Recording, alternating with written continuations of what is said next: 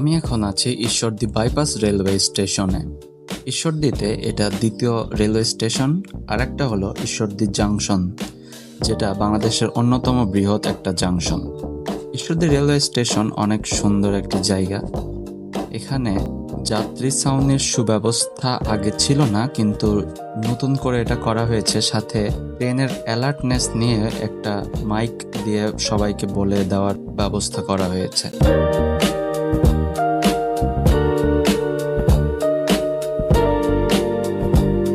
ভিতরে একটা নতুন দোকানও দেওয়া হয়েছে, সেখান থেকে এক কাপ চা খেয়ে দেখলাম কেমন। জায়গাটা অনেক সুন্দর। ঈশ্বরদী জাংশনে ট্রেন কম থাকার কারণে এখন ঈশ্বরদী বাইপাসে অনেক ভিড় দেখা যায়।